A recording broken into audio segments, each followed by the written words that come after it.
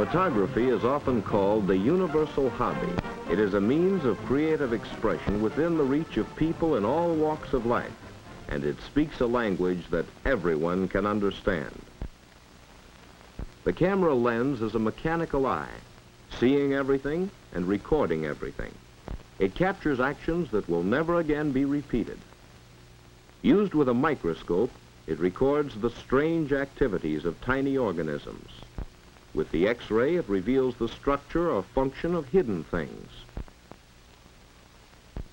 If objects move too fast to be seen clearly by the unaided eye, the camera slows them down so that the action may be studied. In contrast, hours of action may be compressed into seconds. Photography, in one form or another, exerts a great influence on our daily lives.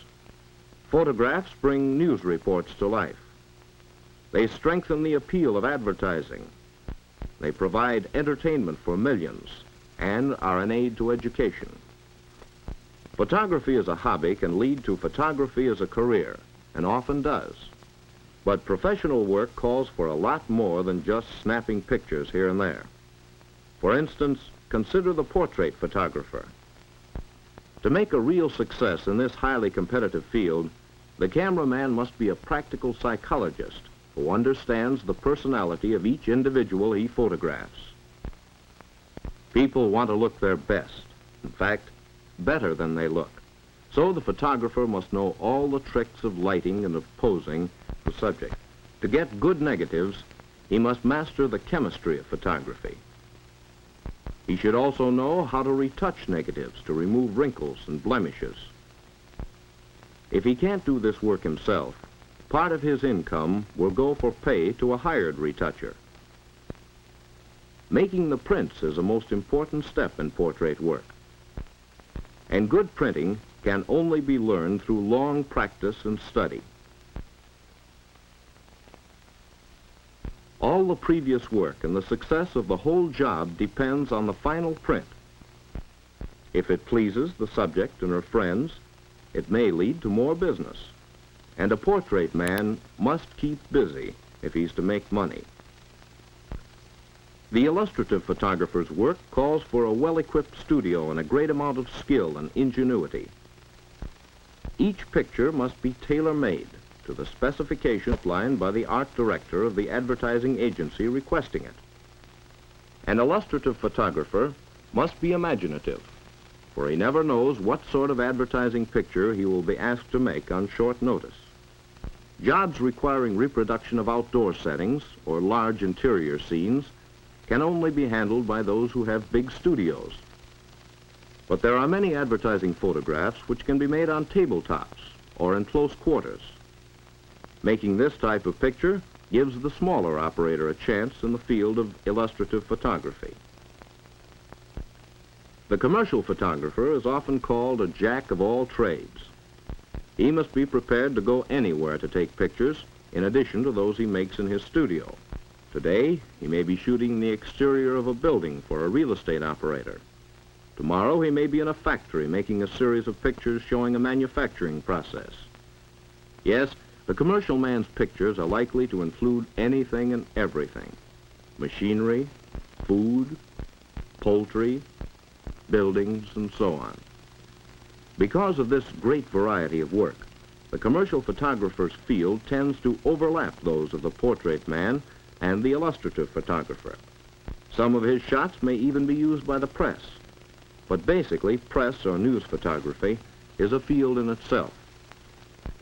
Contrary to popular opinion, a press photographer's life is not just one big thrill after another. He does shoot exciting scenes from time to time, but such events are the exception.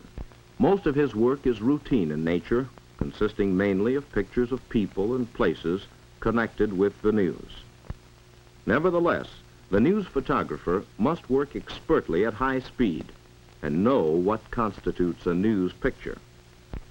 Similar to press photography is newsreel work, but it is difficult to enter as a cameraman because the field is overcrowded. This also is true of theatrical motion picture production. In addition, it takes years of training and experience to master the complicated cameras, the lighting problems, and the use of special effects.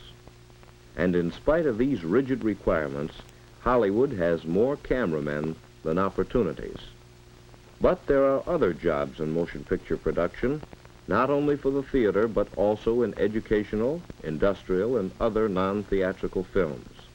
There are many small producers specializing in this type of picture. The whole field of photography offers numerous positions that do not call for actual camera work, but provide valuable training to those who want to become photographers. Laboratory or darkroom assistants and technicians have an opportunity to learn how to mix chemicals, to develop films, to retouch negatives, and to make prints. Studio assistants and cameramen's helpers have a chance to learn the practical side of professional work. They become familiar with equipment which the average amateur doesn't use. They learn how lights are placed to achieve the balance between highlight and shadow, which is necessary for all good pictures. Working as a salesman in a photo supply store is another way to gain experience.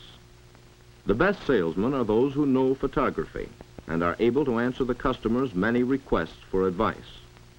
Establishing your own camera shop or photo finishing service is a possibility for one who learns the business and has the necessary capital. Another possibility is working for one of the big manufacturers of photographic equipment and supplies. These factories employ thousands of persons, from machine operators to highly trained engineers and chemists. Persons who are interested in photography can start it as a hobby to be followed during spare time while holding a job or attending school. Some schools have photography departments and camera clubs. Many students acquire practical experience by making pictures for the school paper and yearbook. You can learn a great deal by reading the many excellent books and magazines on the subject. And there are numerous exhibitions where you can learn by studying the work of well-known photographers. There are private schools of photography in the large cities offering complete courses of training to prepare you for any type of professional still work. You may find that you prefer to photograph a certain type of subject. Many photographers owe their success to specialization. It might be still life, babies, animals, aerial views, scenics, railroads, medicine, or fashions.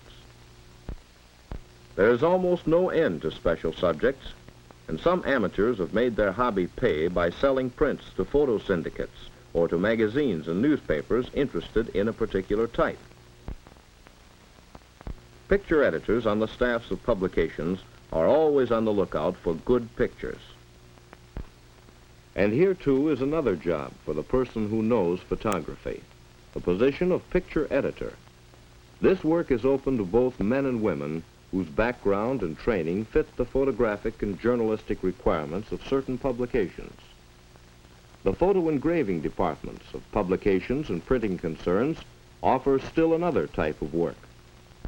Thus, the field of photography is broad enough to provide opportunities to thousands of persons with various aptitudes, interests, and educational backgrounds. New applications for photography are constantly being discovered, and new materials and tools are being produced. Just what place you might take in this growing industry depends on your abilities and inclination. But if you have a sincere interest in photographic work, it would be worthwhile to investigate the field carefully. Some phase of photography may become your life work.